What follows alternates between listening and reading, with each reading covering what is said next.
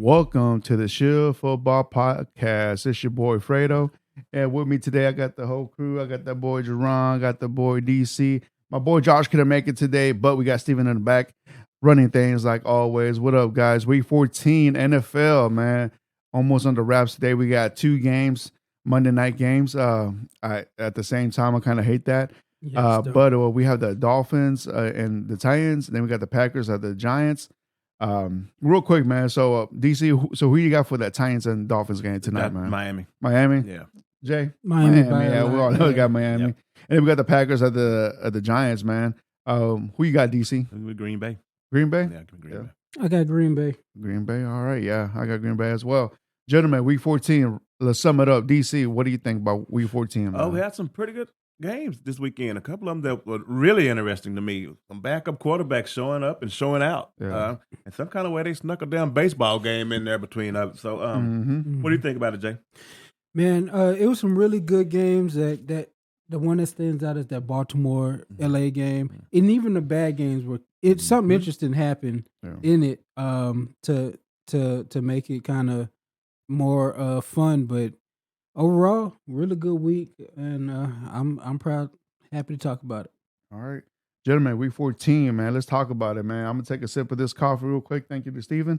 And let's get into it, man. Let's start off with a Thursday night football. Thursday night football, we had the Patriots at the Steelers. Final score, 21-18. Real quick, let's go to some game leaders. Let's start off with the Patriots side of the ball. Zappy, he threw for 28, completed 19, 240 yards, 3 touchdowns, and 1 interception, man. Not bad for a backup, man. And also, your top rusher from the Patriots, Elliott, he carried the ball 22 times for 68 yards. And your top receiver was Juju Smith, man. Where you been at? 4 catches for 90 yards, man. Now to the Steelers side of the ball. Trubisky, he threw for 35, completed 22, 190 yards, 1 touchdown, 1 interception. Your top rusher as well was Trubisky with 8 carries for 30 yards and 1 touchdown. Top receiver was Johnson with 3 catches for 57 yards and 1 touchdown. And then we go to some team stats. Overall, the Patriots had 303 total yardage, while the Pittsburgh Steelers had 264. Both teams with 1 turnover each. Time possession, 27 minutes for the Patriots and 32 minutes for the Steelers, man. That being said, that puts the Steelers at 7-6, third in their division. This puts New England at 3-3, still in last in their division. DC, what are your thoughts on this game, man? The first word that comes to mind is disappointing with the Pittsburgh Steelers. This is back-to-back weeks where they've lost to 2-win teams at home. You don't get as many home games as you want. So now you have to go out and try to finish this thing on the road, which I highly doubt it. See the playoff chances dwindling. Yeah. They had a really good chance to make some noise. Now they on the outside looking in.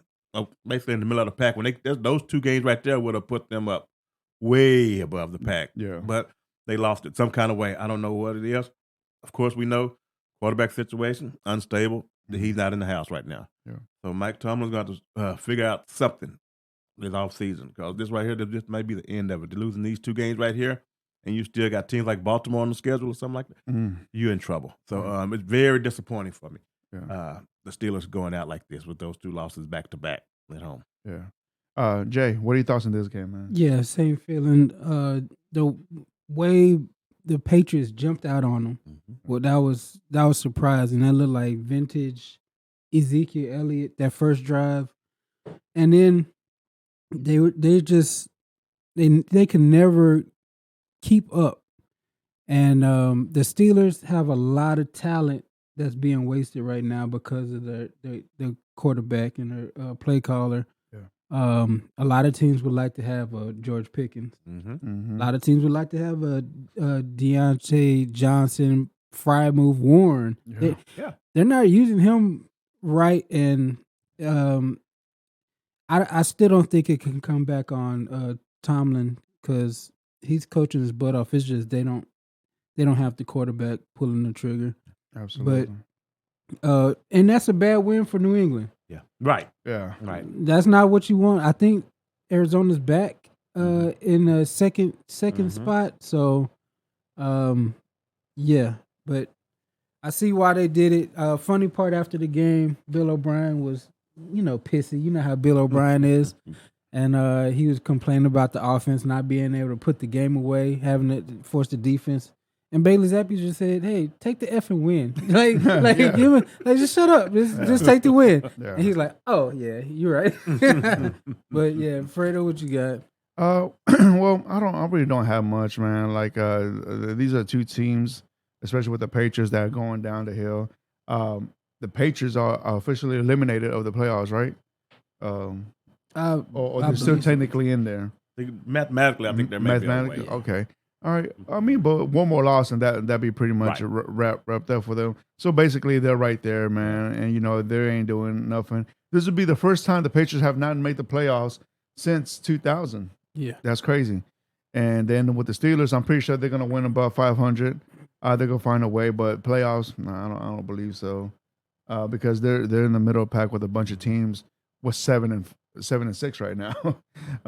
There's like 4 teams 7-6 right now, and I know there's some teams that are going to beat if they do tie it up, a lot of teams got beat them already for the tiebreaker. So yeah. With the Steelers coming up, their off season, they're gonna need some work. Yeah, if they want to get back to the Ravens level, they need a quarterback and linebackers. Yep. Yeah. And then TJ can't do it all by himself. No. But mainly that quarterback. Yeah, absolutely. DC, you got anything more else on this? I'm good. I mean, Zappi out there throwing touchdowns like he's been doing it for years. Yeah, shout out on that defense. So, yeah, I say, the linebackers. That's why Hunter Henry got out there and got off 2 touchdowns. He went crazy. Yeah, he did. 2 touchdowns. Oh yeah. Yeah, they got a lot of work to do in the offseason. Yeah, they do. Yeah, both teams got a lot, especially the Patriots, man. All right, man, let's jump on to the next game. Jay, you want to take over this one? Yeah, I'll take this one. This is a tough one, bro. New York Jets versus the Houston Texans. New York Jets come out with the victory to go to 5-8. Houston drops down to 7-6. The victory was 30-6. CJ Stroud left the game early. Something we can talk about. But he went 10 of 23, 91 yards. Singletary, 13 carries, 65 yards and a touchdown. Leading receiver, Brevin Jordan, 3 receptions, 35 yards. And Zach Wilson, where the hell did this come from? 27 of 36, 301 yards, 2 touchdowns. Breece Hall, 10 carries, 40 yards. Garrett Wilson is a dog. 9 receptions, 108 yards. Back and forth game, but eventually the Jets just turned it on. Houston only had 135 total yards, only 10 first downs, and the Jets 347 yards, 1 turnover, 20 first downs. Time of possession was massive, 37 minutes for the New York Jets. Fredo, we're gonna go ahead and start with you. How you feeling? Concerns?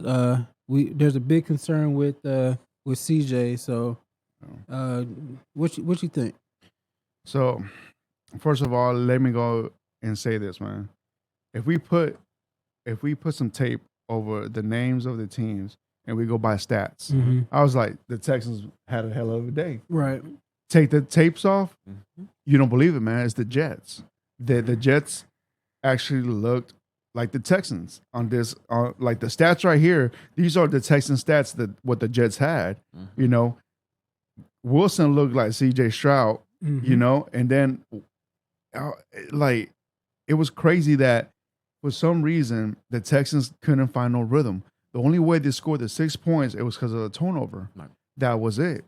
You know, these guys could not run the ball, couldn't pass it, and then on top of that, You know, their number one receiver, Nico Collins, got hurt. Mm-hmm. They didn't have Tank Dell. Mm-hmm. Tank Dell's out for the season, and Schultz, he wasn't there as well. You know, their main tight end, and then the offensive line could not help protect C.J. Stroud. I'm giving a bunch of credit for this win to the defense of the Jets. The Jets defense knows this system. Right. You know, Robert Saleh came from that system. He knows how that system is played out. He knows how to defend it. Boy, it showed, man. It showed really good. And on top of all that, you know, I had a feeling that this was going to be one of those games that the Texans possibly could lose. Yeah. The weather was a factor, and then on top of that, you're missing a lot of players. And then C.J. Stroud gets hurt towards the end of the fourth quarter, 6 minutes left, with already losing by a 2-possession game. At that point, you know, you kind of question yourself: should C.J. Stroud should he even been in the game at that time? I say yes, because with that magic, with what he brings in the table, there's always that what if factor and what he could bring towards the end. But that cost him, not just him. You had also Will Anderson that got hurt, Mm-hmm. Nico Collins, as I mentioned, and I would say like another couple players. And it was a fear that we talked about, that how many players in the NFL have gone hurt in that stadium alone. Yep.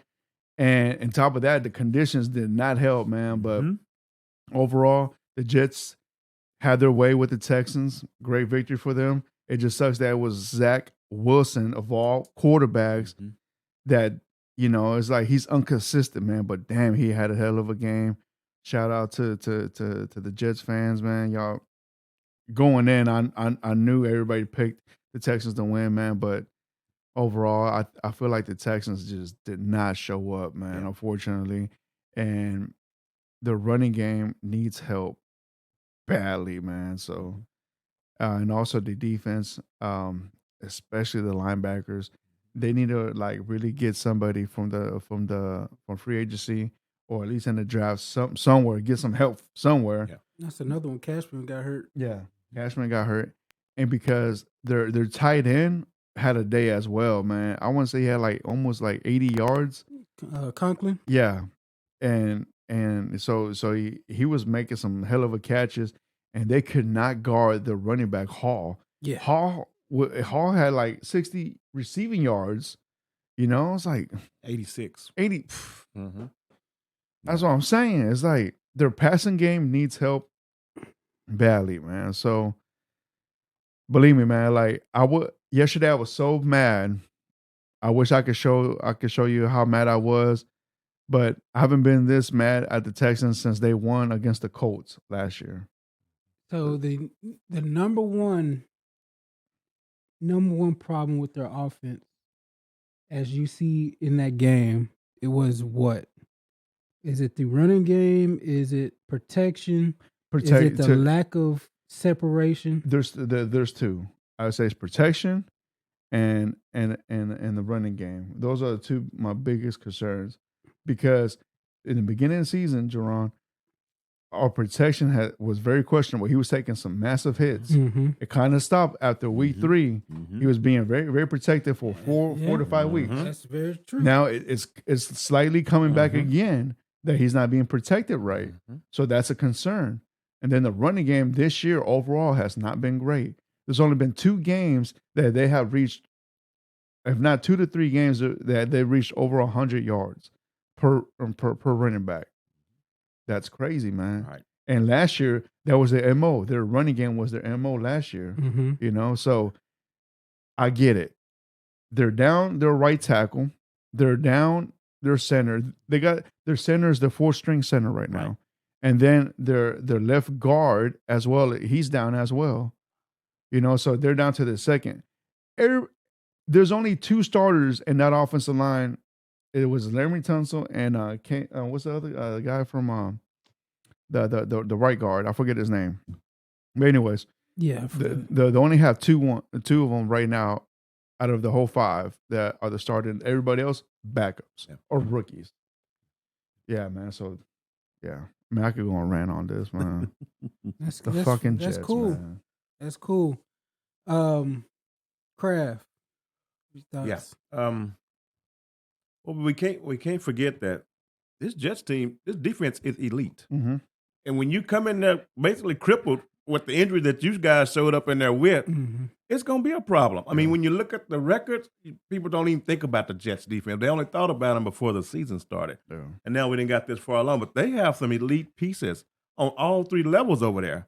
So don't ever forget that. But especially that D lineman Williams. Oh, yeah. Him and his brother, too, play middle linebacker, I think. Yeah. There's a problem. The thing I've seen is the long drives.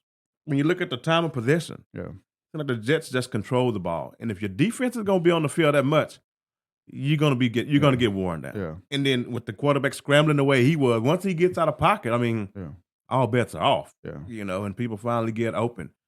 But I hate that bad loss for the Texans. But considering they may have even bigger losses because I mean, with Nico the calf, that may be one of those lingering injuries. Those soft tissues, man. He may not be right for the rest of the year. Yeah. And with Tank Dell already out, and Schultz with a soft tissue injury because his hamstring, this could be a problem going forward. Yeah. Noah Brown or somebody else got to step up, which I don't see them guys coming up being number one receiver. I don't think him or whatchamacallit is the number one receiver. Noah Brown. Mitchie. Yeah. Noah Brown showed me the Dallas Cowboy Noah Brown yesterday. Yes. It was eventually going to come out. It was eventually going to come out. But I'm going to give him that pass because the weather was a factor. Yeah. But also Sauce Gardner was on top of that dude. Yeah. You know what I'm saying? But and also, and I hate to say this, gentlemen, but I think the Texans right now are not ready to be in the playoffs. As much as it hurts me to say, it just a lot of things are piling up on them right now. I don't think they're ready for the playoffs right now. It just they have too many people injured. Their defense is not consistent. The offensive line is not consistent. The running game is not consistent, man. So if there's any weakness they have, any team could come right here and take advantage of them and just hit them really hard. And you want to protect your young quarterback with C.J. Stroud. This is his second concussion protocol that we know of.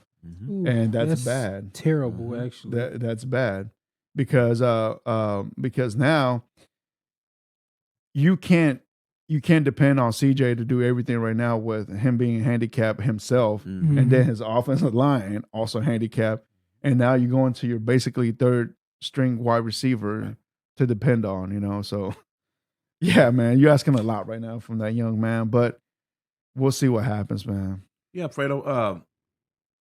The rain. Neither team had a running game. Neither team. Well, neither one got up to 100 yards of the team, but some kind of way, Zach Wilson threw for 300 yards. And Garrett Wilson, I mean, man, this guy. That guy, man. If Aaron Rodgers was here, they might be talking about him for MVP in the MVP race. He would almost. He ain't as fast as Tyreek, but he would be putting up numbers that would rival him for sure. Yeah. He would no doubt have double-digit touchdowns by now. Yeah. Probably along the range of 14, 15 touchdowns. Easily by now if Aaron Rodgers was his quarterback. But with that being said, you said they wasn't ready for the playoff. The team that's flying back from New York this morning and last night, that team ain't ready. 3 weeks ago, that Texan team had a shot because they playing with house money anyway. Yeah. Nobody really was expecting that from them. So if they would have gotten the playoff, I mean, no pressure. No matter what game, where they went, there was no pressure on them. Yeah. This year there's no pressure. Pressure won't come until later on down the road, another year or so. Yeah. But like you said, they're in a bad spot, and I don't know what D'Amico's going to do going forward as far as playing time for the quarterback. Yeah. If you start losing all these pieces, I mean, what are we doing? Yeah. Why do we keep throwing them out there in harm's way? Yeah. But you see the record and you be like, we're still in the mix for a playoff. So now you're between a rock and a hard spot. Yeah. And it's something at some point, a reality check is going to come in. So the Texans next week have the Titans. I say might as well just put Davis Mills and see what's up because Davis Mills beat the Titans twice last year. So maybe with his offense, maybe he has a better shot, man. But yeah, I say this week, C.J. Stroud. Man, you don't want to risk another concussion. I don't think they have a option. Yeah. That was a bad concussion. When his head bounced, that was a bad. That wasn't one of those like, where did it happen? You could see bounce and then him stumbling to the locker room. That even hurt me, bro. There was a physicality description like the Jets. They were up for this game for some. I don't know what it was. I don't know what. Maybe the Salah D'Amico thing, but they came out and they were hitting. Yeah. Even on offense, Brees Hall is a battering ram. It's tough to bring down. Quentin Williams was just wrecking shop. It's like they saw a meal on the other line of scrimmage. Yeah. And I kind of think they're just hitting a rookie wall. Yeah. You got rookie a quarterback, rookie quarterback, rookie coach, a your rookie offensive coach, coordinator. right? Maybe it's what week 14 now. I mean, it's starting to pile up. Mm-hmm. Now D'Amico's got to think about injuries. Mm-hmm. He's got to worry about his side of the ball. Mm-hmm. He really can't babysit the offense like he wants. So he got to get at the slow. He got to figure out how to do everything while calling the plays. So I think they just hit the rookie wall, and it's gonna be tough going forward with all these injuries. Absolutely, I agree. The game was 0-0 at halftime. I want to know what happened. Yeah, the Jets came out ready to play the second half, and I guess half the Texans stayed in there. Yeah. Well, no, when I was watching the game, I was telling my father-in-law, whoever makes the first point of this game is going to win the game. Yeah, and the Jets scored first, and yeah, man. So it was really bad, man. The Jets had their way with the Texans that day, bro. They've been pissed this all season. Yeah. How things been going for the Jets, and they just took it on the Texans, man. Randall Cobb touchdown. Right. I thought this dude wasn't playing no more. He had 4 catches all year? That's crazy. And 1 touchdown, man. Oh, man. All right, gentlemen, y'all boys got anything else on that disappointing game, unfortunately? No, I'm good, Fredo. At least from my side. All right, man, let's go to the next game, man. We have a divisional game. NFC South battle down right here. We have the Buccaneers at the Falcons. Final score 29-25. Buccaneers go on the road, take care of business, man. But let's go to some game leaders. Mayfield, he threw for 29, completed 14 for 144 yards and 2 touchdowns. Top rusher was White with 25 carries for 102 yards. Not bad, man. Top receiver was Godwin for 5 catches, 53 yards. Now to Atlanta side of the ball. Ritter, he threw for 40, completed 26, 347 yards, 1 touchdown, 1 interception. Top rusher was Aguilar with 9 carries for 40 yards.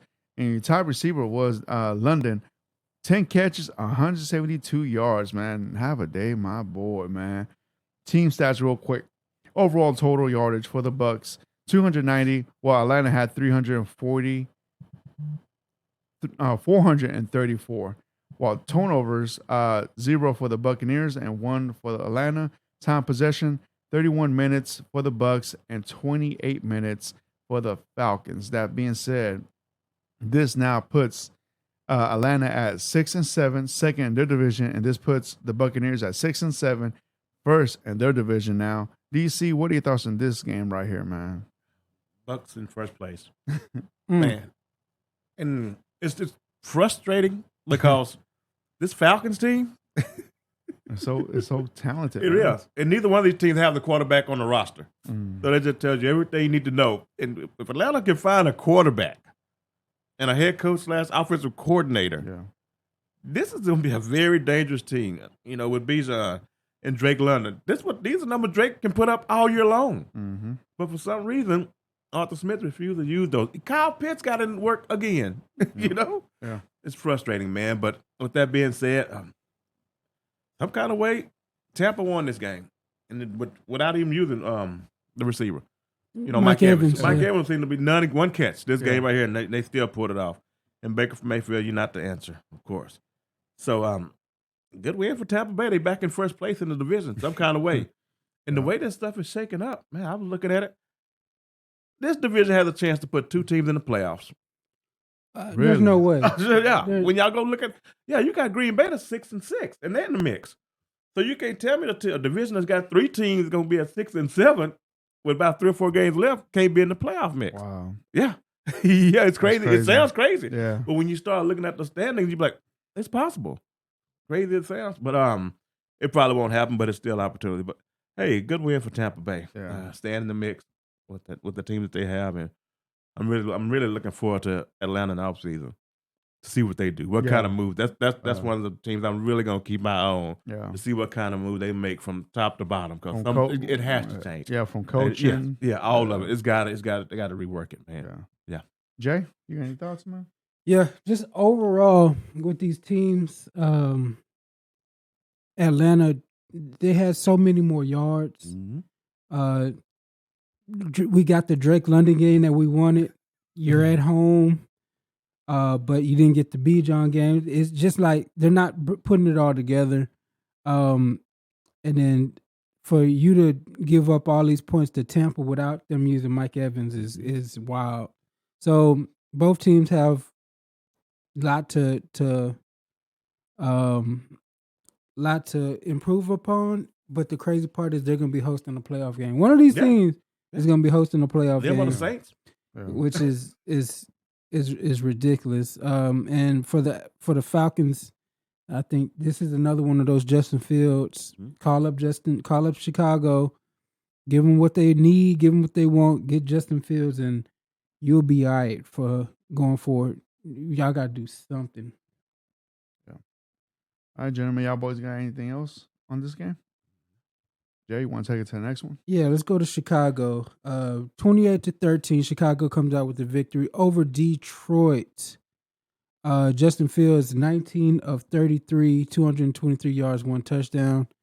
Also, leading rusher, Justin Fields, 12 carries, 58 yards, and a touchdown. DJ Moore, leading receiver, 6 receptions, 68 yards, and a touchdown. And we got bad Jared Goff, 20 of 35, 161 yards, 1 touchdown, 2 interceptions. Gibbs, 11 carries, 66 yards, a touchdown. And Josh Reynolds, 3 receptions, 44 yards, and a touchdown to be their leading receiver. Chicago beat them down pretty good, 336 total yards, 267 yards for Detroit, but they had 3 costly turnovers.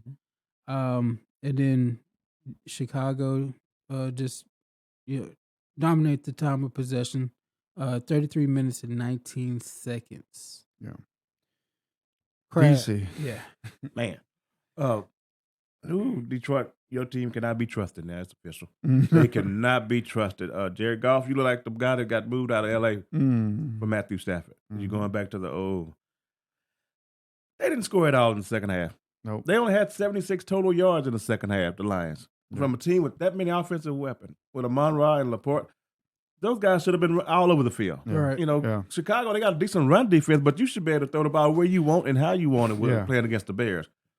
For some reason, they're just not. I don't know if they lost focus or what, but they keep playing like this. They might not even win the division. Depends on what Green Bay doing, because Minnesota's only 2 games behind them. So Green Bay, 3 games behind. Based on what they do tonight, they may be 2 games behind them. Yeah. And I still think they got some games left. You losing to Chicago. So when you run up on those teams, they got a chance to beat you. Yeah. So I think Detroit is in trouble. Yeah. And like I say, some changes are going to be coming from them. Yeah. Eventually. But with that type of offense against the Bears, you should not display that type of stuff. In golf, another 2 more interceptions. Yeah. Within the last month, he may be, I don't know what the numbers are, probably in the last month for quarterbacks, he's probably turned it over more than any quarterback in the league. Yeah. Yeah. Him and Hurts probably right up in there together. Yeah. So that they're going to definitely have to fix that if they have any chance of doing anything. Because whoever they play in the playoffs just might roll into Detroit and beat them. Yeah. The way they playing now. So they got to figure a whole lot of stuff out. For sure.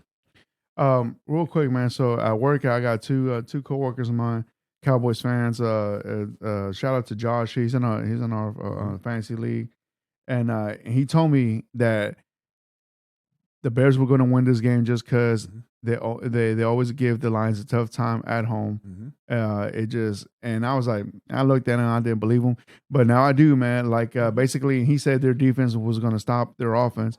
And when I looked at him, I'm giving him that face, man. That makes no sense to hear. When you hear somebody say that, you look at them like they're crazy. Yeah, yeah. And I was like, okay, man, but like he's such a Bear fan. But hey, man, I should have believed him, bro. Exactly what he said. He did. It happened.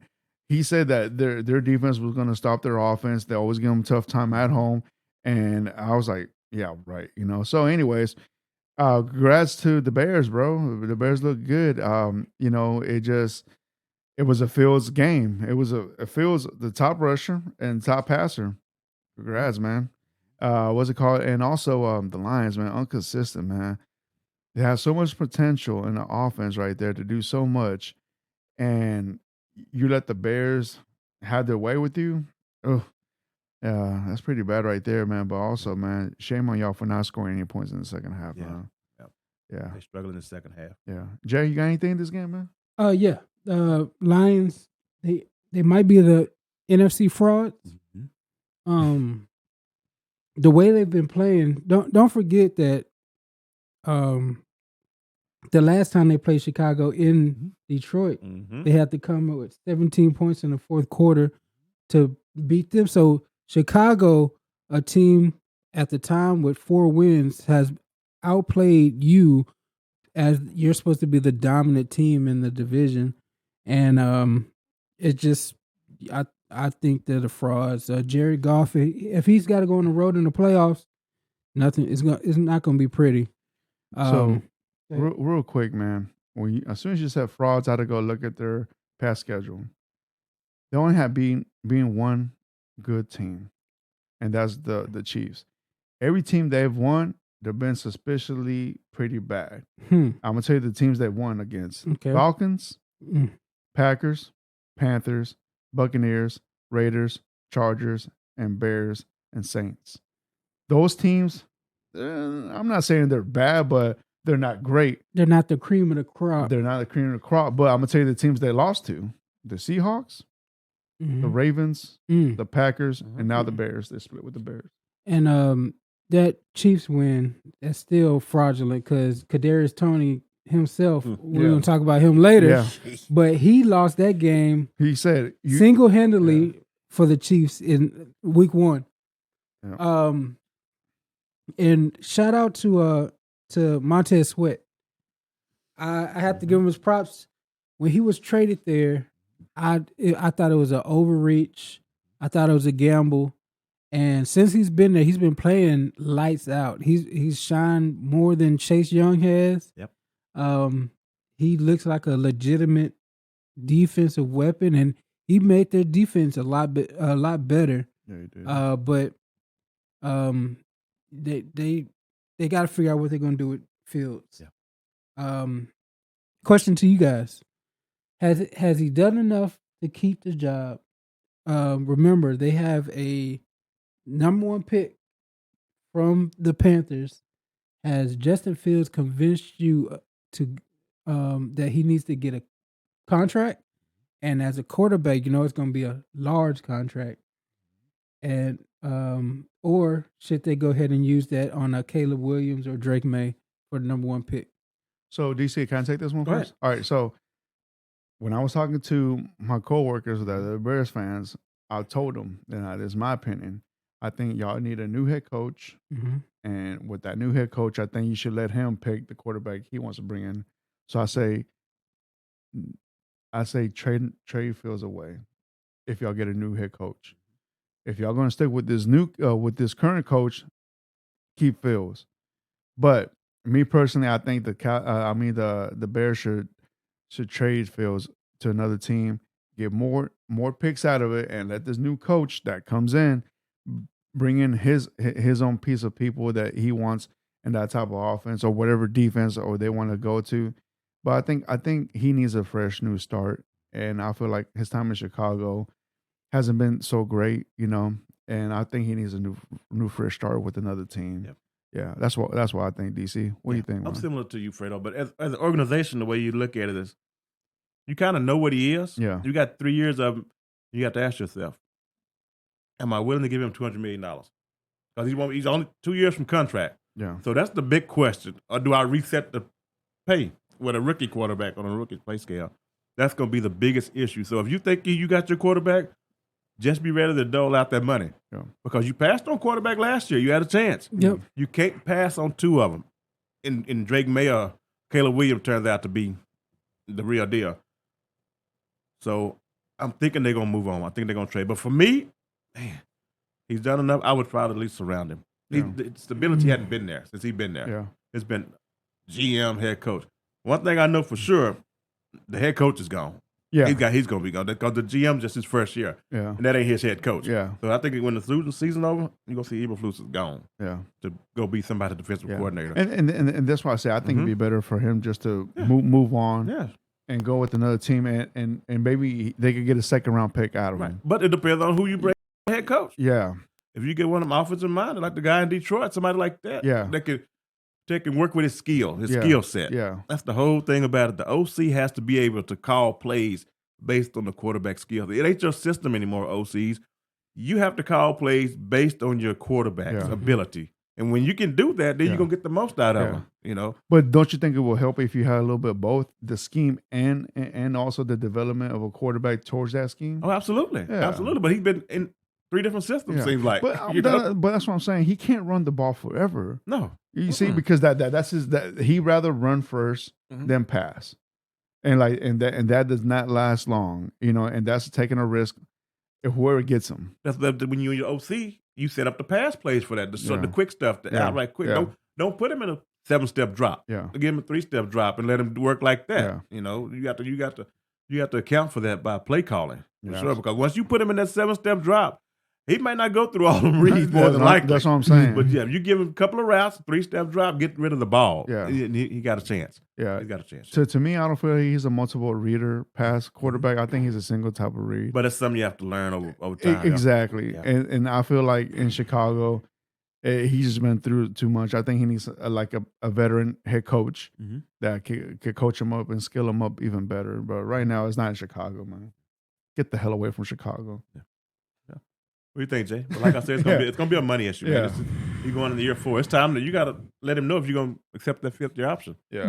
It's that time right now after this year. Yeah. So. If you do it, is if it's me, if I'm the owner and I go back and I look down at the GM, are you Howie Roseman? Mm-hmm. Can you build the Eagles around Justin Fields like how Roseman built up the Eagles? That's the only way I keep him because he's not, like you said, he's a specific type of quarterback. He needs an offensive line that's a juggernaut. And if you don't have the faith that a GM will be able to build a team that can cover up his mistakes, then I move on and get the younger, better passers. I think there's probably 3: Penix, May, and Caleb Williams. They're all better passers than Justin Fields. Justin Fields is special because of his legs. So, if it's me, I get the best offer I can get, and I just move on. Let's get rid of the coach. Let's move on and start this all the way over. Because you have got the defensive end, got the receiver. You don't have the offensive line or other skill weapons that you want, but I think it's a rebuild. I'm starting all the way over. I'm not paying out that money. I'm starting the clock over again. Right. Yeah. Right. And when you talk about that, now watch what the coach do with Anthony Richardson. We finna see if the head coach / offensive coordinator can change their offense to fit Richardson. Because if not, he's going to be going down the same road Fields is going down. So I'm really interested in that, see how that goes. And it looked like they may have kind of had it figured out, but like you say, he wants to run too. Yeah. So him and Fields may be on the same path. And I'm interested to see what the coach do with him when he comes back. Yeah. All right. Y'all was got anything else? Let's move on. Let's move on. Speaking of the Colts, we have the Colts at the Bengals. Final score 14-34. Bengals take care of business at home. Let's go to some game leaders and start off with the Colts out of ball. Minshew, he threw 39, completed 26, 240 yards, 1 touchdown, 1 interception. Top rusher was Moss with 13 carries, 28 yards. Top receiver from the Colts, Pittman Jr., 8 catches, 95 yards. Now to the Bengals side of the ball. Top passer was Browning. 24 passes, 18 completed, 275 yards, 2 touchdowns, but 1 interception. Top rusher was Mixon with 21 carries, 79 yards, and 1 touchdown. The top receiver was Brown. Who? But he had 3 catches for 80 yards and 1 touchdown. That being said, let's go to some team stats. Total yardage for the Colts, 272, while the Bengals had 385. Turnovers, 2 for the Colts and 1 for the Bengals. Time possession, 28 minutes for the Colts and 31 minutes for the Bengals. That being said, this puts the Bengals at 7-6, last in their division, and this puts the Colts at 7-6 as well, second in their division. DC, what are your thoughts on this game, man? Man, the Colts couldn't get nothing on the ground, nothing at all. Mm-mm. And I remember Zach Moss in the beginning of the year, man. He looked like a top 5 running back when Taylor was missing time. Mm-hmm. But now these last couple of games, he looked like a backup again. And I don't know what it is going on. Yeah. But they couldn't get nothing going on the ground. And you let Minshew drop back like that all the time. It may not be working out well for you. But, hey, the backup quarterback for the Cincinnati Bengals, man, hats off. That's 2 weeks in a row. Mm-hmm. He's went out there and balled. Yep. Yeah, and he's got legit receivers and I got a 2-headed backfield now. This 2 weeks in a row that Brown has been heavily involved in the backfield also. So this team going forward, they may get a chance to upset somebody here in the near future. Another team coming up. Yeah. But I still ain't putting them there because at some point I think Brown he might revert back. He's gonna have that game where you're like, that's why you're a backup. Yeah. But as of now, man, I got hats off to him, man. Very impressed with the last 2 weeks. And if he does some kind of way keep this up, man, they're going to be okay. Yeah. They will be okay going forward. Yes, sir. Jerron? Yeah, hats off to Jake Browning, 122.7 passer rating. No sacks. Right. Didn't take any sacks. He had that one interception that kind of brought the Colts back into the game. They scored twice in like 2-3 minutes, something like that. So they got back in the game, but overall they were the class of this game. They dominated. Jake Browning playing well, making some money. He's making backup money. So ain't no doubt about that. So that's the best job in the NFL. NFL quarterback backup. Sure. But yeah, it's not really much to say. Gardner Minshew, he did what he could, but 39 attempts for him ain't how you win. Nope. But yeah, shouts out to Cincinnati. We had them left for dead. Mm-hmm. Yes, absolutely. And they actually are fighting with Jake Browning at quarterback. Absolutely. Not bad, man. But go on to same division. Got another W. Cleveland Browns beat the Jacksonville Jaguars 31-27. Cleveland goes to 8-5, and Jacksonville goes to 8-5 also. Joe Flacco, that guy. 26 of 45, 311 yards, Super Bowl 3 winner touchdowns. right there. Oh yeah. You remember the question was, is Joe Flacco elite? Because he got a Super Bowl. He did, and that's usually what it takes. It was the defense that won that Exactly. season, bro. Calm down. But he made some plays. No, especially in the playoffs, man. Yeah, he did, man. And so Jerome Ford, 12 carries, 51 yards. David Njoku, 6 receptions, 91 yards, 2 big touchdowns. Trevor Lawrence toughed it out for this game. 28 of 50, 257 yards, 3 touchdowns, 3 interceptions. Travis Etienne Jr., 14 carries, 35 yards, and a touchdown. And Evan Ingram, 11 receptions, 95 yards, 2 touchdowns. Of course, this game primarily was dominated by Cleveland. Jacksonville made a little run at the end. But 389 yards, total yards for Cleveland, 293 yards for Jacksonville, 4 turnovers to 3 turnovers. And time of possession is pretty much even. Craft, what you got? I don't know if, man, the turnovers with Lawrence, 3 of them. I don't know if he should have been out there. I really don't. Yeah. After the way he went down last week, and they had to get him off the field, he couldn't finish the game, and they said it's a high ankle sprain. Who plays the next week with a high ankle sprain? Yeah. You don't do that. Not when you're in the playoff run. You charge this one to the game. and you give him a week of rest, Yeah. especially against a defense like that. So this Yeah. could be a setback for him. I don't know how he felt after the game, but hats off to the Cleveland Browns. Yeah. Some kind of way they're 8-5. Yeah. Joe Flacco, quarterback, blast from the pass. Mm-hmm. Man, this defense is it's good. Yeah. It's really good, man. It just if they could consistently put out a decent offense, they would be real scary. Unfortunately, they one of the teams that would backup quarterbacks. Just like most of the AFC seems to be doing. But good win for the Browns. They stand in the mix, and they're gonna be a tough out just based on the defense alone. Yeah. So and Jacksonville, you just opening that door for other teams to slide on in. Yes, sir. So and I don't know how it's gonna turn out, but it's still a good win for the Browns. Man, shout out to the tight ends, man. Both tight ends from both teams had 2 touchdowns each, man. Yep. And that's really good right there. But it's crazy that how Flacco just came in here off the street, played like a pro, man. His QBR rating was a 92, not bad. I mean, like I know he was a backup last year for the Jets, right? Mm-hmm. And like he played in some games last year, man. But the fact that the Browns had two backup quarterbacks in their QB room. And they're like, "Nah, we don't trust none of y'all two. We gotta get somebody else from the street, man." And man, Flacco, man, shout outs to him, man. That's really good for him, right there, man. But the Browns, impressive win right there. DC, great point. I don't know why Lawrence was even out there playing.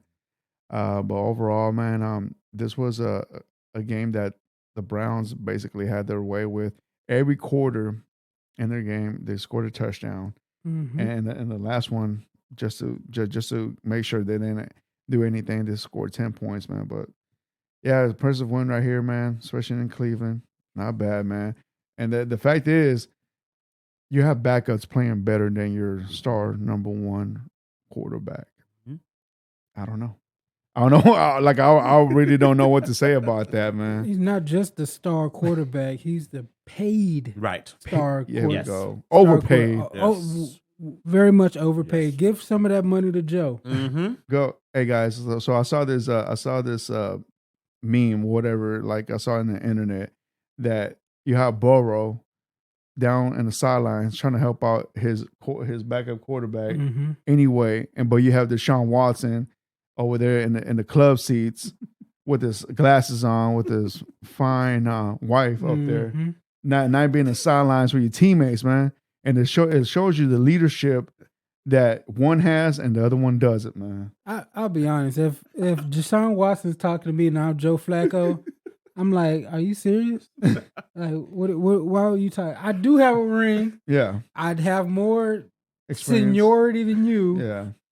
Go upstairs. It's fine. I got this. But that lets you know that I got this 311 yards, 3 touchdowns. How about that? Jerron, that's what I'm trying to say. That you have 2 quarterbacks backup already in your QBR room that Deshaun's not even out there trying to help or nothing like that, man. I don't know what that man is doing. I really don't care. But the fact is he doesn't have that fire in him, you know what I'm saying? He just don't have that leadership that help out your teammates, man. He just rather be up there sitting, man. I'm just here because I won't get fined. Yeah. Type of attitude, man. I don't know. Yeah. Shout out to that Browns defense. 4 sacks on Trevor Lawrence with the high ankle sprain. Yeah. That's gonna cause you to throw some picks. Yeah. I hate to say it, but 3. But any game ball goes to I don't care what you say. Game ball goes to Flacco. No, absolutely, They signed him November 20th. On and off the practice squad, and he comes out, gets you big dub. So, 8-5 Cleveland Browns. They're gonna make the playoffs more. They got the Bears, the Texans, the Jets, and the Bengals next. All winnable. Yeah, all winnable. Yep, they got with 12 wins. Jeez. Yeah. With a backup quarterback. With the off the street quarterback. Yeah. He wasn't even the backup. Backup. Oh, man. All right, guys, let's go to the next game right here. Now let's see if y'all got anything else between the Jags and Browns. No, sir. All right, let's go Let's talk about another meaningless game right here. We had the Panthers at the Saints. Final score 6-28. Saints take care of business, man, as they should against this team. Let's go to some game leaders real quick, and let's go to the Panthers side of the ball. Young, he threw for 36, completed 13, 137 yards. Top rusher was Herbert with 23 carries for 87 yards. Your top receiver was Thielen with 5 catches, 74 yards. Now to the Saints side of the ball. Carr, he threw 26, completed 18, 119 yards, 2 touchdowns, but 1 interception. And Carr did get hurt in this game, right? Did he? I don't look I don't like think. No, I think he just played I don't terrible. think he did. Okay, no. all right. So, all right, your top rusher was Kamara with 12 carries, 56 yards, and 1 touchdown. And your top receiver was Perry with 1 catch for 44 yards. Now, let's go to some team stats. Total yardage for the Panthers, believe it or not, gentlemen, 303 yards, while the Saints had 207. Turnovers, 2 for the Panthers and 1 for the Saints. Time possession, believe it or not, gentlemen, 35 minutes for the Panthers, while the Saints had 25.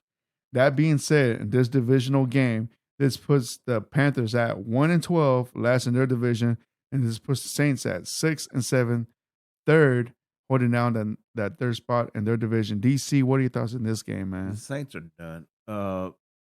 If this would have been any other team but the Panthers, if this had been Arizona, the score would have been flip-flop. Any other team other than Carolina Panthers, this score would have more than likely been flip-flop. It sucks that they got Derek Carr for the next few years because it looks like he may not be the guy for him. No. And, of course, and Michael Thomas, he feeling he on his way out, too. Yep. Even though he's on our Rashid was out. So all they basically had was Olave. Because Taysom Hill was out, too. But anyway, you playing these guys, and you still look bad. And they were just running the ball at will. Just a couple of mistakes that kept them from winning the game. But any other team played the Saints, they would have blew the Saints out. And then if they do slide a back door into the playoffs, it's not going to be pretty. Whoever they play, because a team like Dallas or Philly coming out and hang 60 on you, it's going to be real bad. Yeah. Jay? This is a classic example of a team dragging your quarterback ahead. I don't know if you saw the fight between the O lineman and Derek Carr on the way to the sidelines. Oh, his own like they were shouting match. So the other lineman had to hold him back from getting in Derek Carr's face. Yeah. So I would like to just see Jameis go in there and give him multiple games to see what he can do. You got to figure this out. But like you said, any other team, that's an L. I really do like those jerseys they wore though. The whole uniforms. Those are some the pants, the dark gold pants, are damn near brown. Yeah. But yeah, and we don't have to talk about the Panthers. It's a disgrace. They're getting their quarterback killed, their punter killed. Yes. Man, it's just. It looked like his freaking leg was broken off. I thought it was gonna. Thought it was gonna hit him at the knee and hit him in his chest. That looked bad. He was in pain. Give his team to Jameis, man. Let's have some fun at least. Yeah. I don't think they like him. Let's eat some W's, man. Yeah, eat some W's. I don't think they like Carr in New Orleans. Man, that didn't last long. No. And I think they redid his contract when he got there. So they stuck for a while. Oh well. Yeah. We can move on to Baltimore versus LA. Let's talk about a good game. Yeah, this is the game of the day. LA showed up. Baltimore wins 37-31 in overtime to go to 10-3. Lamar Jackson 24 of 43, 316 yards, 3 touchdowns and 1 interception. Also leading rusher Lamar Jackson 11 carries, 70 yards. Odell had a throwback game, 4 receptions, 97 yards and a touchdown. Matthew Stafford 23 of 41, 294 yards, 3 touchdowns. Kyron Williams is a dog, too. 25 carries, 114 yards. Cooper Kupp, Throwback game for him too, pretty much. 8 receptions, 115 yards, and a touchdown. High yard total. Baltimore 449 total yards. LA Rams with 410. Baltimore with one turnover, and the first downs were pretty much even. Nice back and forth, fourth affair. With a walk off that you rarely see happen. Kraft, how you feel about this one? Man, it's a really good game all around for both teams. Right. Lamar looked good, and of course Matthew Stafford. He looked good. No turnovers for him with 3 touchdowns. And we've seen Cooper Kupp back in business. Mm-hmm. But with Baltimore, man, I like that. Lamar, he had a pretty good game for us passing wise, man. Mm-hmm. I didn't know how the weather was going to turn out, but he looked really, really well, man. And they're going to be tough to beat. But on the other hand, the Rams came into your home and took it to you. I mean, like I say, you had to walk-off win. Yeah. Mm-hmm. You know, they stuck with you toe-to-toe the whole game. And this is why I was saying the Rams going to probably get that last playoff spot in the NFC. Well, Seattle, they toast. Yeah. We're not going to even consider them anymore. So they're going to probably get that last spot. And they could be a tough out for somebody. Because Aaron Donald, he's just a monster all over the field, man. He is difficult to deal with. Every man. game. Yeah. And just him alone, just preparing for him, man, it's a struggle.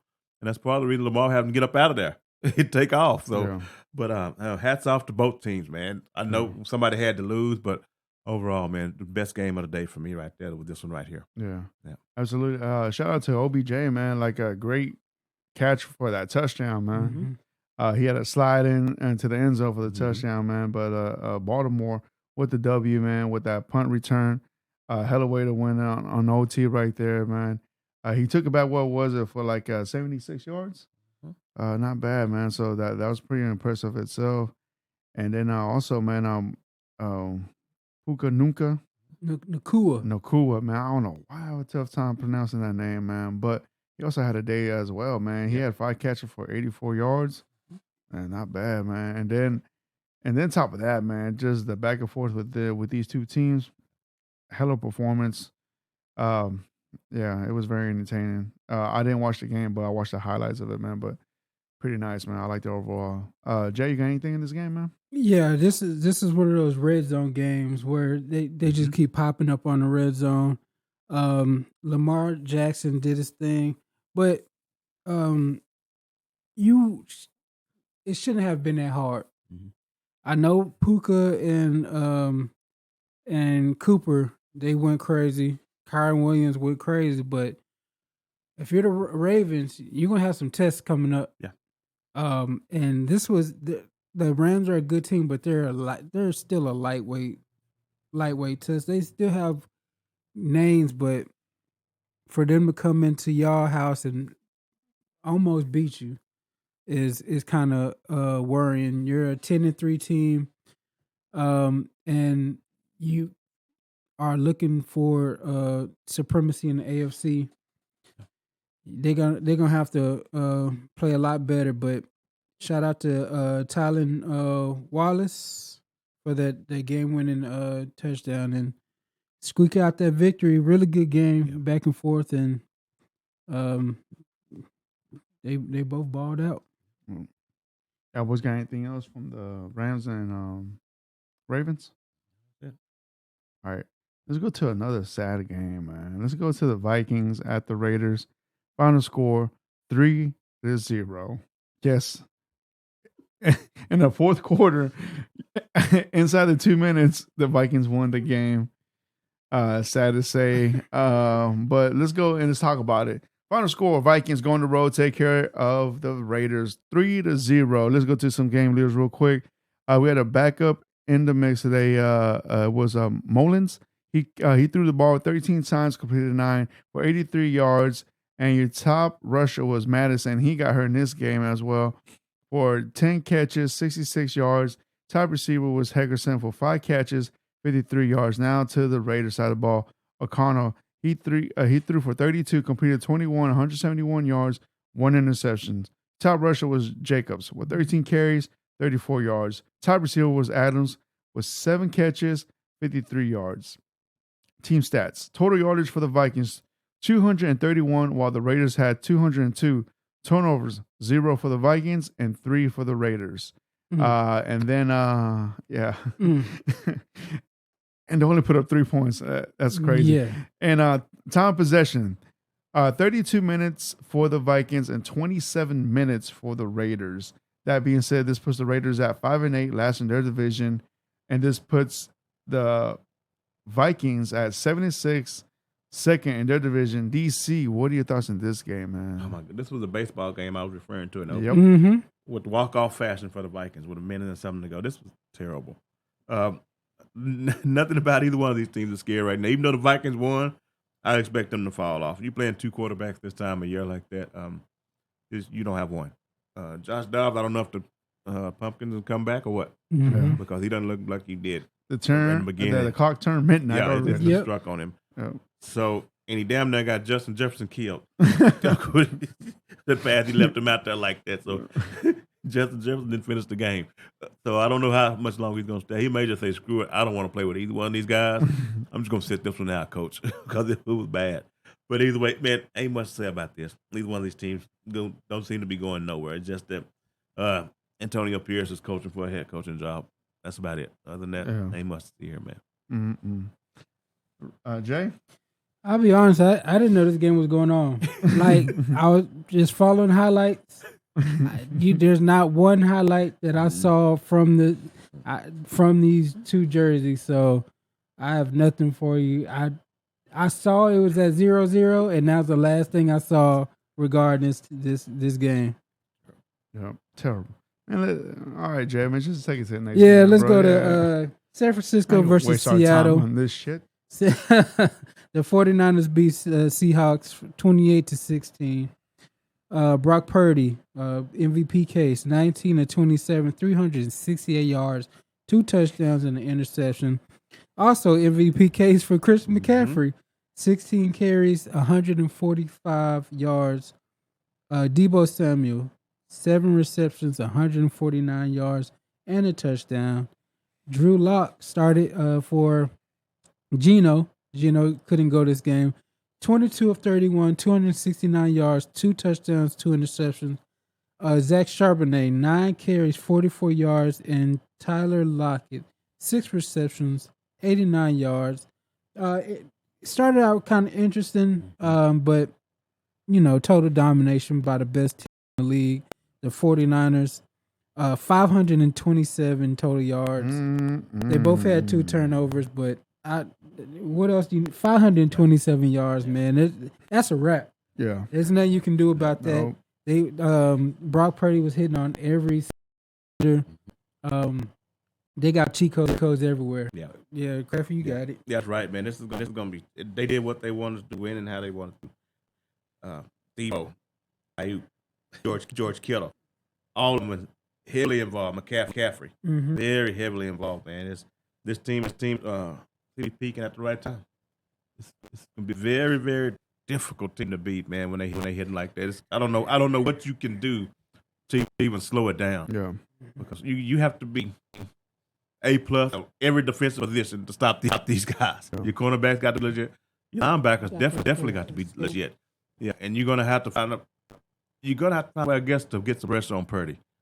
Because other than that, I don't know how else you're gonna beat these guys with McCaffrey and Deebo. Deebo hitting stride right now also.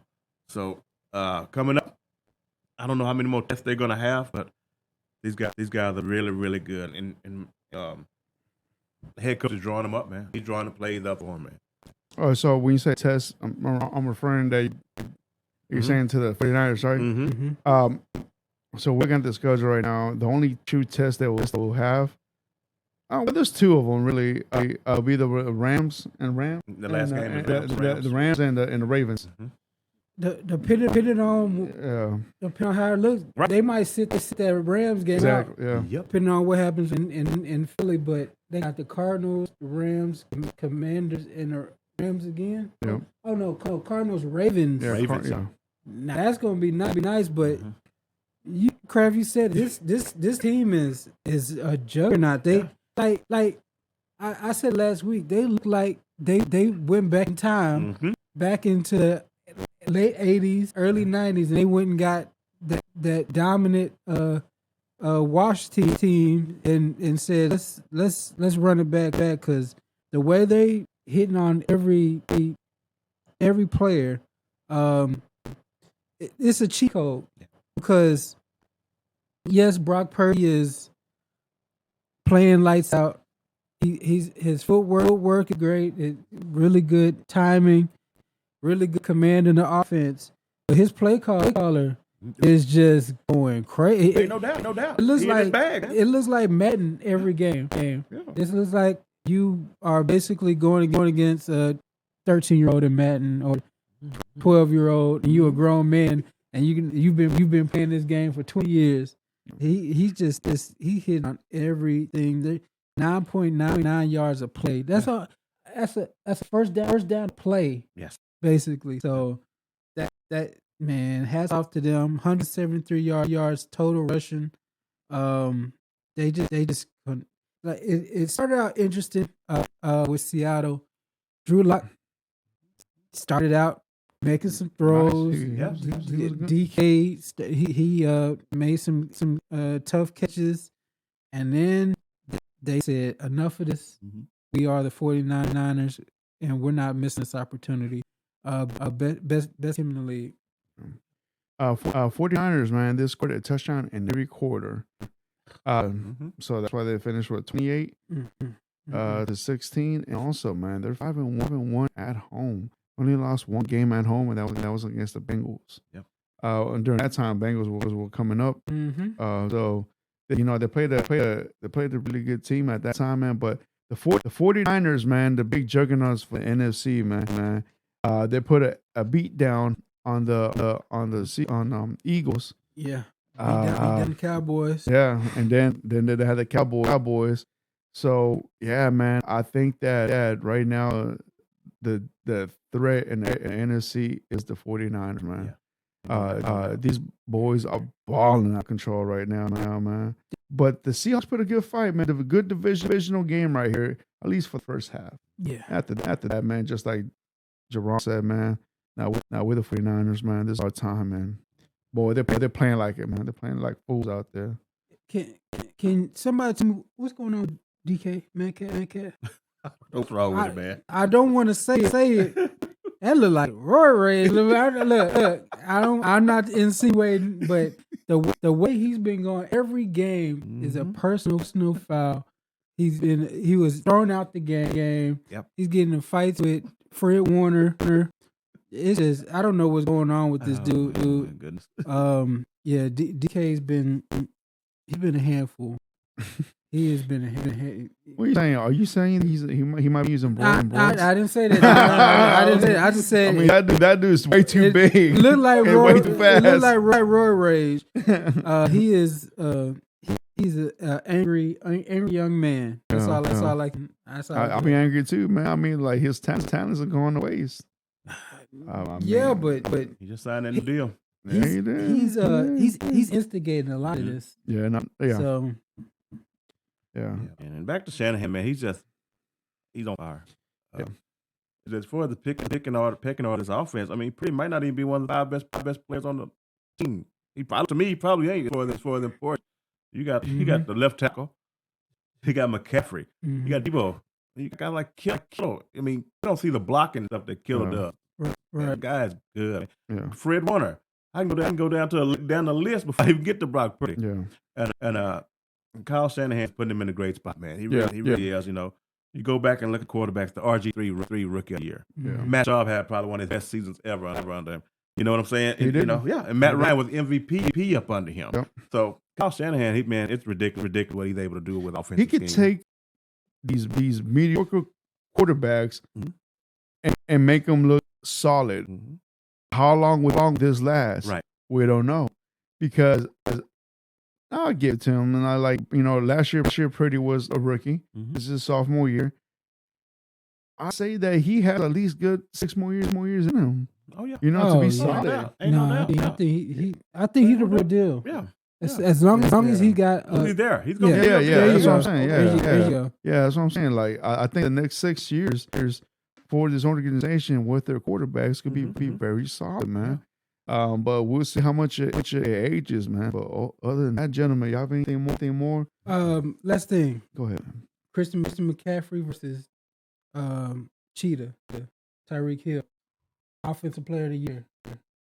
If it was just them two. To me, it's down to them two. Okay. I don't see anybody else who, if the season stopped today, well, he plays tonight, but if the season stopped now, who would you give it to and why? Man, you know what? Besides them two, I will put another person in the mix. After what I saw last night, Dak Prescott. I'll put that Prescott in an MVP. See, right now. I'm moving them to the MVP race. This is just offensive player. Right. Offensive player. Okay, offensive player. Usually give that to a position player. All right, offensive player. I'll give it to McCaffrey, bro. Yeah, I'll give that to McCaffrey because I think he takes more of the hits in the top. He's also a rusher. He's a great catcher as well. He's definitely versatile. But if Tyreek Hill breaks the record, there you go. That's the one. That's what I'm saying. Automatic. Yeah, automatic. But right now, argument, like Jerome said, right now today, McCaffrey. Yeah.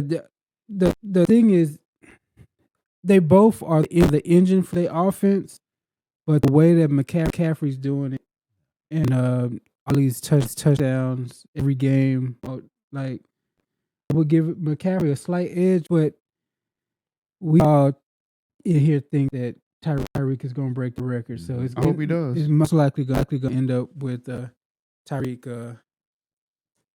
Tyreek. I remember Fredo when the trade first happened from Carolina to San Francisco. We were talking about McCaffrey, and you were concerned about his injuries, how many games he had missed. And I was trying to explain to you, he missed those games because he was on a bad team. Because he didn't play. Yeah, he didn't play. He's played through injuries with the 49ers, with same injuries in Carolina. Out. Yeah. So that makes the world of difference when you win and when you hurt, man. You go out there and play it, put it on the line. But if you know your team ain't going nowhere, I'm gonna sit this one out.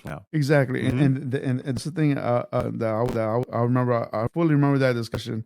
I was like, why would any team want to pick him up because of his injury problems? But I guess when you have that winning and you're winning every week and you have a potential to actually make a run and not just you're gonna fight for your life out there, putting career online.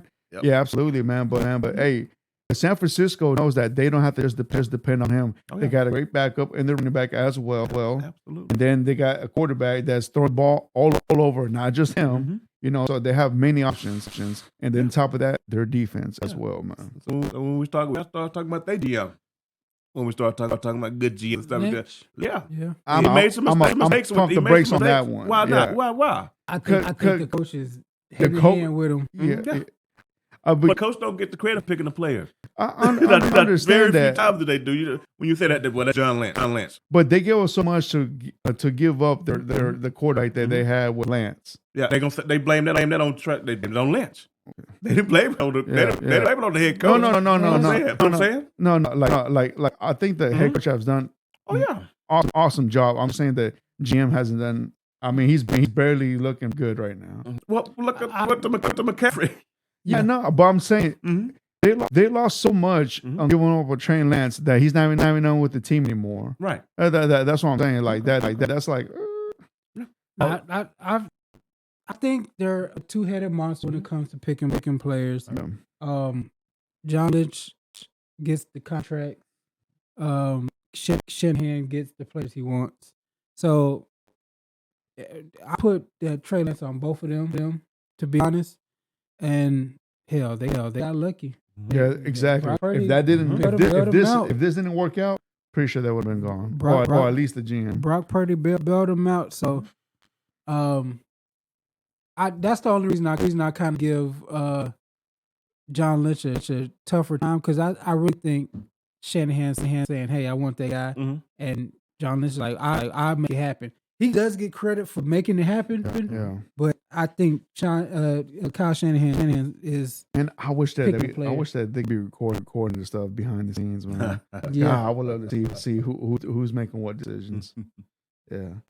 All right, man. Your boys ready for the next game? Yes, sir. Man, let's go to an AFC battle right here, man. Two good teams going at it. I'm talking about the Bills at the Chiefs right here. Final score 20-17. Bills go on the road, beat the Chiefs, and might give the Chiefs and Denny crisis out. I don't know what's going on the sidelines, but let's talk about it. And let's start off with some stats real quick. Let's go to the Buffalo side of the ball. Allen, he threw for 42, completed 23, 233 yards, 1 touchdown, 1 interception. Top rusher was Cook with 10 carries for 58 yards. Your top receiver as well was Cook with 5 catches, 83 yards, and 1 touchdown. Have a day, my boy. Now let's go to the Kansas City side of the ball. Mahomes, he threw 43, completed 25 for 271 yards, 1 touchdown, but 1 interception. Top rusher was Edwards. Man, he's in the team, Clyde Edwards. Yeah. For 11 carries for 39 yards. And top receiver for the Chiefs was Kelsey for 6 catches, 83 yards. Let's go to some team stats. Total yardage for the Bills, 327, while the Chiefs had 346. Turnovers, 1 for the Bills and 2 for Kansas City. Time possession, 35 minutes for the Bills and 24 minutes for the Chiefs. That being said, this loss puts the Chiefs at 8-5, still holding out number 1 spot in the division, and it puts Buffalo 7-6, second in their division right there. DC, what are your thoughts in this game, man?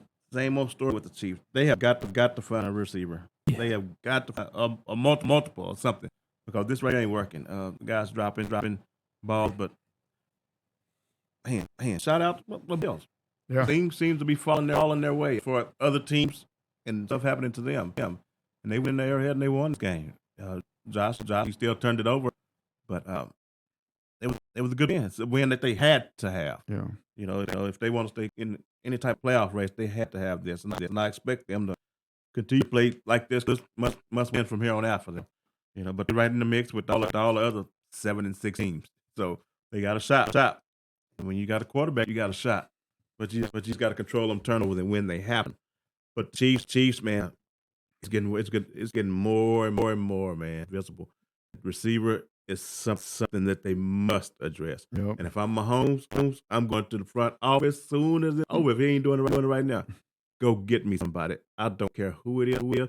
If Mike Higgins give me somebody out the draft, go and get me somebody that I can rely on. Yeah. And then when I'm in the pinch, it just can't be Kelsey, because it looks like Kelsey had a decent game, but people catch on to that now. Mm-hmm. So now you have to find some fresh blood to come in there to keep that offense running the way Andy Reid wants to run it. Yeah. So, and I think it starts with the receiver position. But they may be in trouble going forward. More than likely, the way they're looking now, they may be in trouble. Yeah.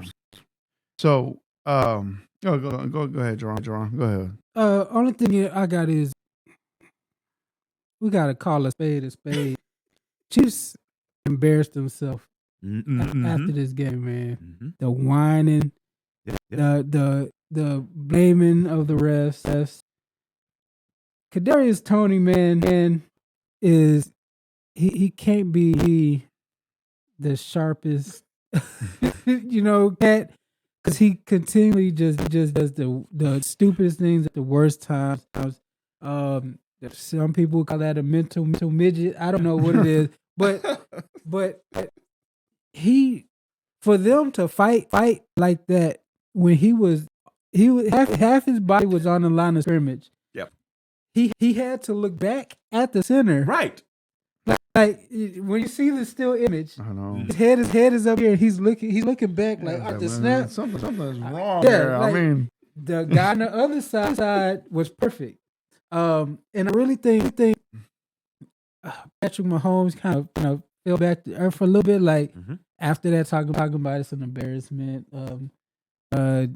Taking the Hall of Fame plays from players, bro. I didn't.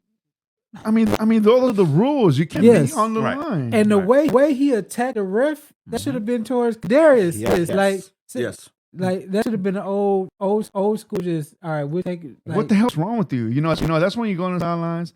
That's when you talk to your receiver, like, bro, you're effing up. Yeah, you get in his face and you say, hey, stop doing this shit. Yeah. You cost us 2 games. Yeah. You cost us the Detroit game. You cost us this game, and that was one of the greatest plays of all time. Yeah. But it won't be remembered. It won't be remembered. That should be like the Music City Miracle.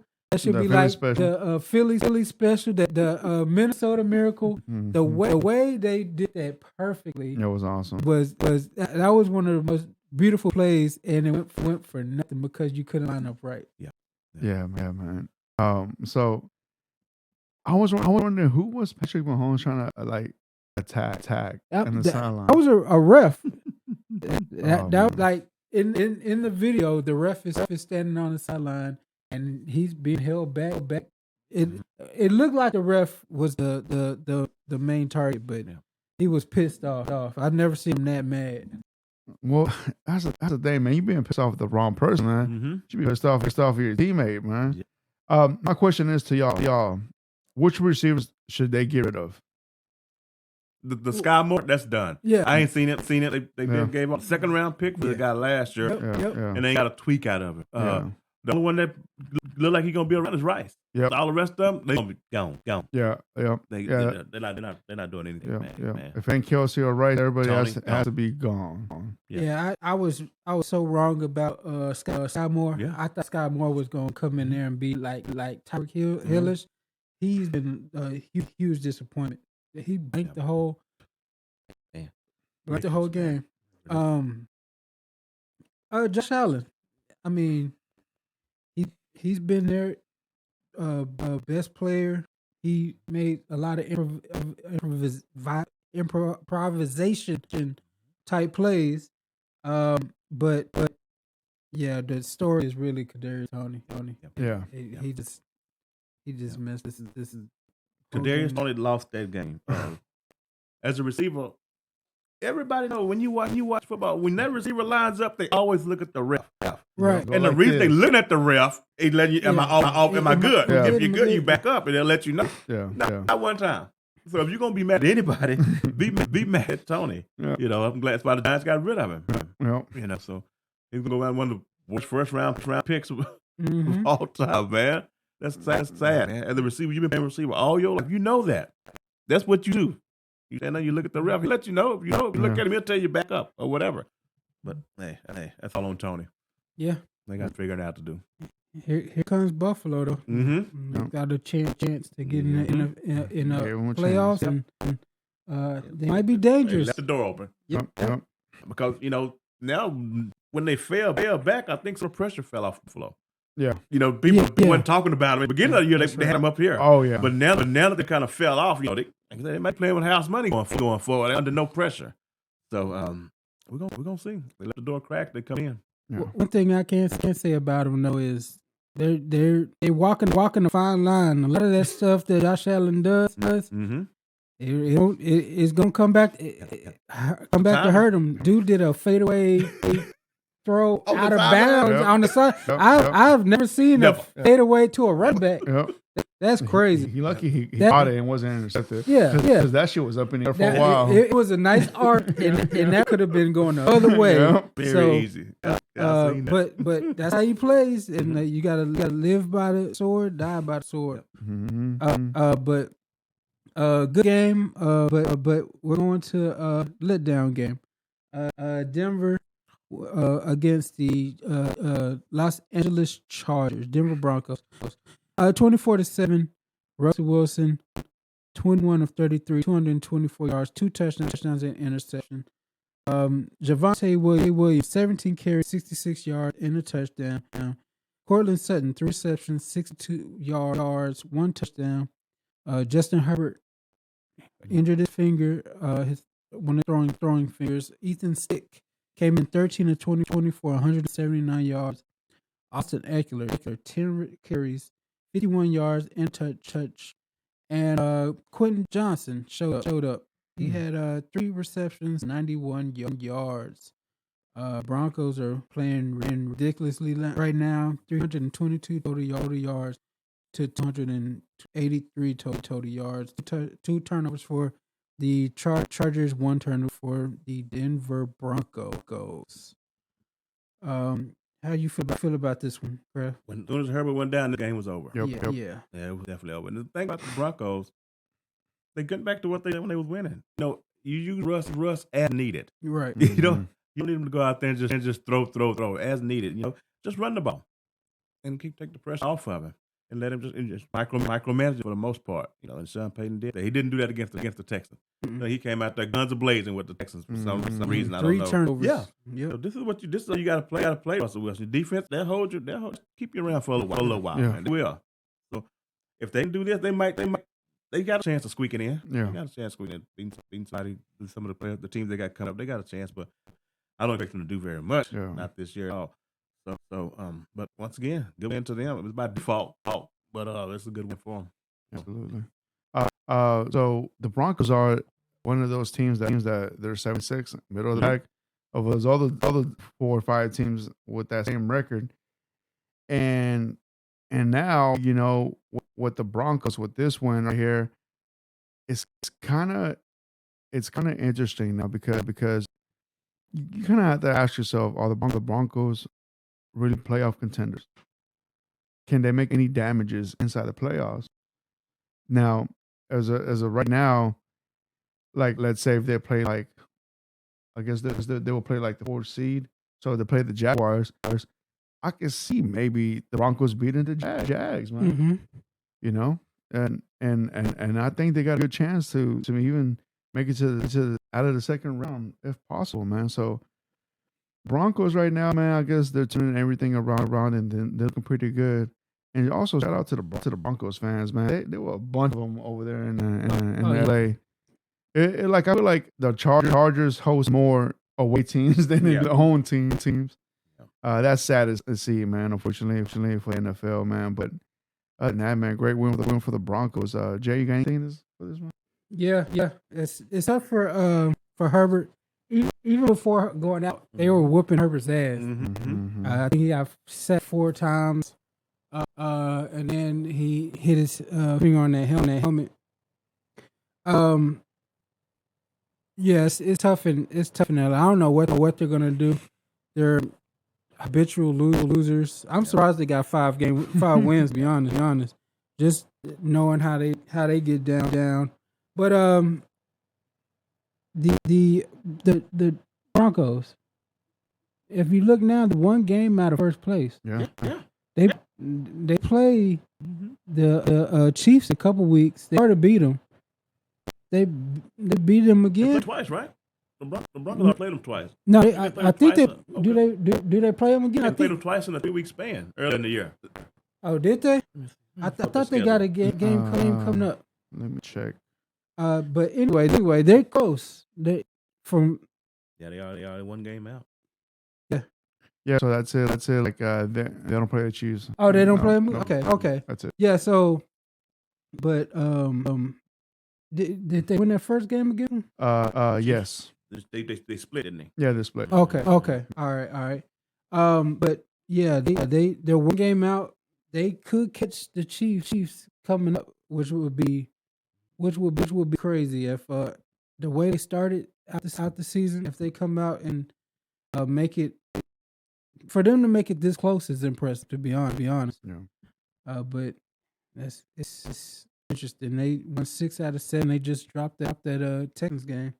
You say that about the Colts. The Colts 1 game out of first behind Jacksonville. Mm-hmm. There's 6 teams that's 7-6. The Colts, the Texans, the Broncos, the Bengals, the Steelers, and the Bills. So what do you think? Out of all those teams, which one you think you would rather take your chance on? The Bills, the Bengals, Steelers, Bills, Colts, Texans, Broncos. give me the Bills. Taking the best quarterback, right? Yeah. I'm gonna take Bills and Broncos. Yeah. The way they playing right now. Yeah, Even the game against Houston that the Broncos lost, they were throwing in the end zone to win it. Like, they've been in all of these games, and Sean Payton, we dogged him in the beginning, but it looked like he fixed his team, and they really don't have that much talent. It's gonna be some movement coming up this week, because they play the Ravens and the Jaguars. You got the Steelers and the Colts. So you might have some movement. Yeah. We'll figure it out. History, man, going down the line. It's gonna be very, very interesting this year. We'll figure it out. Yeah, we will. All right, boys. You got anything else between the Broncos and Chargers? That'll be it. All right. Let's go to Sunday Night Football's game, man. We have the Eagles at the Cowboys. Final score 13-33. Cowboys undefeated, still at home. Let's go to the game leaders real quick. Let's start off with the Eagles side of the ball. Hurts, he threw for 27, completed 18, 197 yards. Top rusher was Swift with 11 carries for 39 yards. Top receiver was A.J. Brown with 9 catches for 94 yards. Now to the Cowboys side of the ball. Prescott, he threw for 39, completed 24, 271 yards and 2 touchdowns. Have a day. Top rusher was Pollard, 16 carries for 59 yards. Your top receiver was Ferguson for 5 catches, 72 yards, man. Let's go to some team stats. Total yards for Philly, 324, while the Cowboys had 394. Turnovers, 3 for Philly and 1 for Cowboys. And time of possession, big difference right here. 23 minutes for the Eagles, while the Cowboys had 36 minutes. Not bad, man. And so that being said, this puts the Eagles second with 10-3 record, and this puts the Cowboys at the number 1 spot in their division with 10-3 as well. Jerron, tell us how you feel about them Cowboys. Oh yeah, that was great. That was a beat down I needed to see. That Trayvon Diggs tweeted out the perfect response. The Eagles are sweet. The Eagles, look. We know the Eagles now. The Eagles have 5 plays. They got the tush push. They got the quarterback draw. They got the little arrow to Goddard, and they got the go ball to AJ. Go ball / slant to AJ Brown. They didn't score offensive touchdown this whole game. I didn't see that happening. I thought it was going to be a little bit closer. I thought more of a 31-27 victory, but Dallas came out. They just hit them in the mouth, and that's exactly what you got to do. They didn't shy away from it, which is what I like to see. Michael Parsons, go. Lane Johnson, that's your man. We'll see how it goes. Lane won some. Michael won some. Offense, that we throwing that sleigh. Y'all got Shaq Leonard over there running right to you. It was a total team victory. I'm just let us that turf. Give us some home field, man.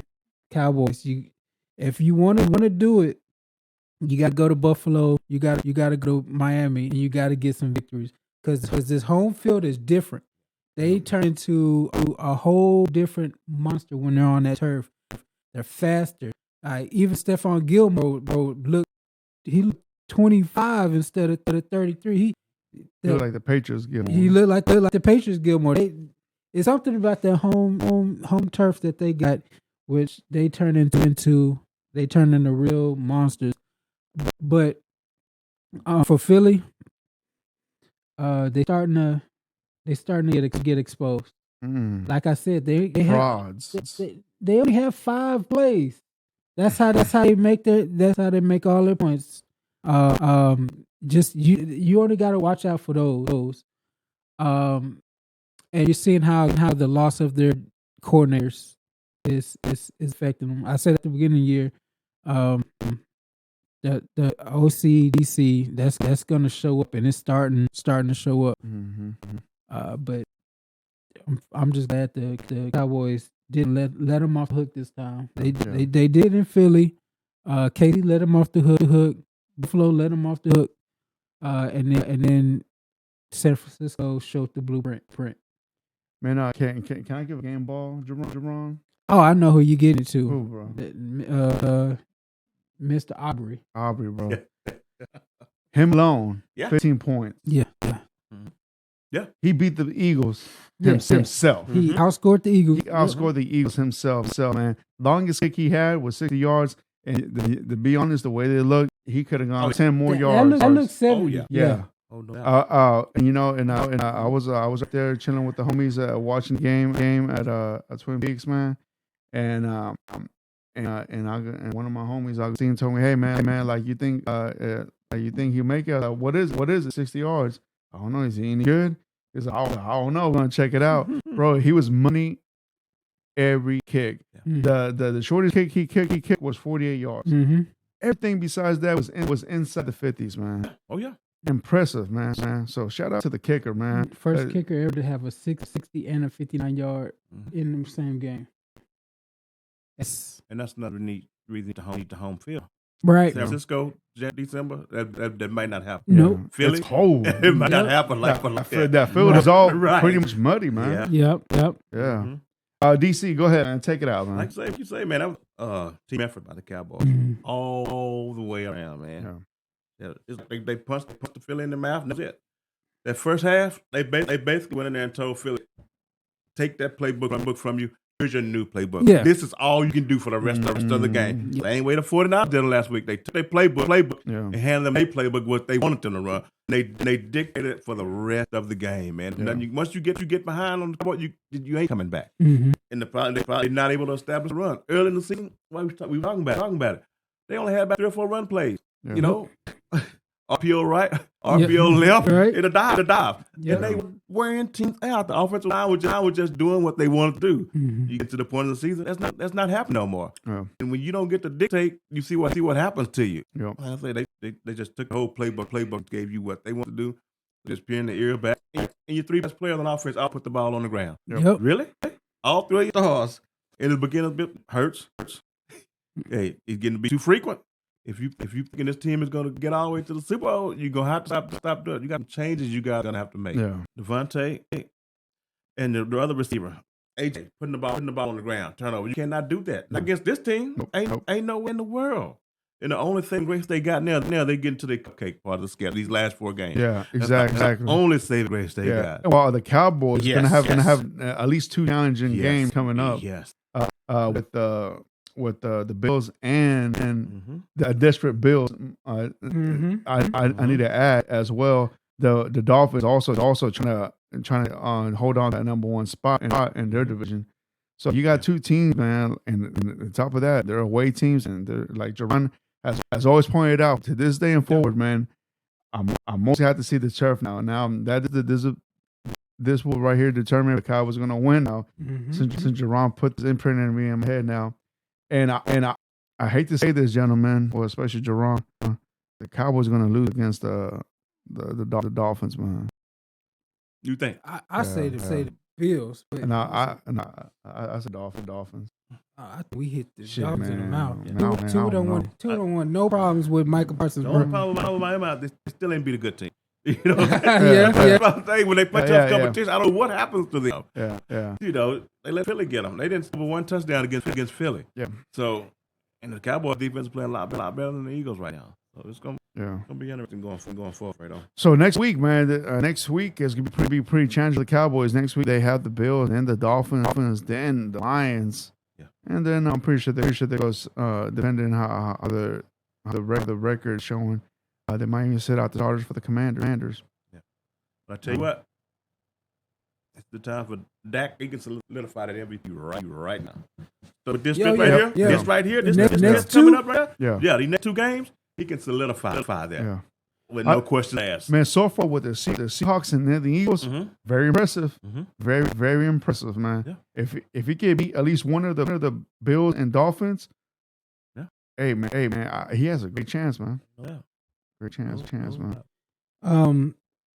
So the thing we got, Jalen Hurts, 15 total turnovers. They're not all interceptions, so I guess that's only for Dak. Right. That Dak was throwing interceptions, but now, even in the first Cowboys game, they put the ball on the ground 3 times. They just got lucky that time to recover all 3. Now they get unlucky and they lose all 3. Jalen Hurts, he's coming back to earth. He's kind of seeing how it is to play the position normally. Offensive line was the best offensive line. Now they're showing showing some warts. You got some bad snaps by Jason Kelsey. Jason Kelsey talking about retirement. Lane Johnson versus Michael Parsons. Lane lost some of that. He didn't used to lose. Right. The left tackle, he was getting worn out too. So it's kind of like Jalen Hurts is starting to get a taste of what it's like to be an NFL quarterback. He was coddled so much because he never got touched, and every time they wanted to run for 5 yards, he just handed the ball off. So we're starting to see what the Eagles are gonna be. But if we're gonna be honest about it, the Eagles they're still gonna end up with home field advantage. Right. Just because the cake schedule, they weathered the storm by winning that Buffalo game is the one. Yeah. Actually, the Chiefs and Buffalo, those two games, those were the ones that kind of saved the season. So, but like ain't that what y'all want though, man? Like, what do y'all rather play the NFC South? Top winner. No, he wants the home field. I want home field. I understand. I got you. For me, the thing I would like is let's say San Francisco is the best team in the league. Yeah, and you have to go through them. They go, if we have to go through them, they get the number 1 seed. I would like the number 2 seed. Have somebody come to us, and we wear them out, and then we see Philly again. That's what I would like to see. Most likely, what's going to happen is Philly, depending on the Seahawks game, they go back to number 1, and we eventually have to go see them, or 49 eventually have to go see them, and we'll see how that turns out. But there's no fear. No. Nobody's scared of them. We've seen them punch in the mouth 2 weeks in a row. We've seen them get lucky 3, 4 weeks, 5 weeks in a row. So I'm not scared of them. Their secondary's battered, beaten, bombed out, depleted. They lost another safety. And Byard hasn't been what he was in Tennessee. So, well, let's roll the ball out there again. I wouldn't mind seeing them again. So, it's gonna be interesting. Yeah. I need Arizona play one of them Arizona games. Yeah. One of them spoiler games. Yeah. I need DK to hit somebody's mouth. Just don't get ejected. Yeah. Just take it to him. Let's get real physical. I need Arizona to surprise them and pray that Tyrod does something. They got Giants twice. They got that's I count them out. They're looking for draft picks, and then for the Cowboys, show up on the road. Buffalo and Miami is gonna be the test. Miami isn't that physical. Oh, that's another thing. This game was super physical. Lost Hankins. Yeah. High ankle sprain. Safeties were going down like flies. So that's when we talk about the picks, that's what I'm worried about. But this is such an emotional, physical game that I'm worried about next week. Yeah. Man, like I'm gonna give you a stat right here. Prescott, man, like it's pretty good. How many touchdowns DC do you think he has, man? I got 26. And he has 28. He's number 1 right now. He has the most touchdowns right now thrown by QB. How many interceptions he got, DC? He got it's very, very few, maybe 7. He has 6. Yeah. See. And he said he wasn't gonna do it this year. Came out at the beginning of the year. That's very impressive. Because this time last year he was already double digits on interceptions. He's cleaned that shit up. That's very good, man. Yeah. That's good right there. What I can say about that is this is the perfect system for him. Going from that Air Coryell, everybody's running goes to they're not is basically what they were doing. They're basically like, hey, CD, you run seam, and if and why the defense is going to be seen. Oh, we're going to stop now, and that's a far bygone offense. People don't run it no more. Everybody wants to run the West Coast. Yeah. Now you got Dak in the Texas coast, which is really is West Coast now. But Mike McCarthy's been in his bag. Like people said, Mike McCarthy's gonna be just flat. Only Mike McCarthy's he's running plays out of the 49er playbook, out of college playbooks that I didn't think he could do. Yeah. So I got to give him credit for instilling this West Coast offense. 1-2, let's move out the pocket. Yeah. You hit your back foot. The first man you see open, get the ball out. Don't think about the furthest man. Think about the first man you see open. Just get it. It's just it's pretty to watch, and he's in his bag. He got the here we go, and people are starting to take notice. This is his best season, and the Cowboys need to take advantage of this. So as of right now, the playoff picture and the NFC: 49ers, Cowboys, Lions, Buccaneers, Eagles, Vikings, and Packers. As of right now. So Packers come to Dallas. Honestly, that first round, that doesn't matter. We're talking about championship game, divisional round, or conference right. Championship, divisional. That's when it's getting important. Yeah. Because let's say the Eagles going to run. If I'm the Cowboys rest up. I'll get that fifth seed and see what we can do. Once the Eagles clinch, if they do clinch, I'm resting up and I'm gonna whoop the shit out of Atlanta or you know what I'm saying? Yeah. Atlanta or New Orleans. So it's only a finite things that can happen. Yeah. Gentlemen, y'all have anything else between the Cowboys and Eagles? The Eagles are sweet. That's it. Oh. Cry, Eagles, cry. All right. Free of that. So we got to talk alternative uniforms. Cowboys are them whack ass Kelly green jerseys. I'll take the whack ass Kelly green. Oh man, Fredo, we can't be cool no more. That icy white. You didn't like the icy white? No, I'm not saying, but if I had to pick one, it's just that I like that. I like the Eagles logo, bro. It's classic. Do that. It's classic. I don't care if it's Kelly green, CeeLo green.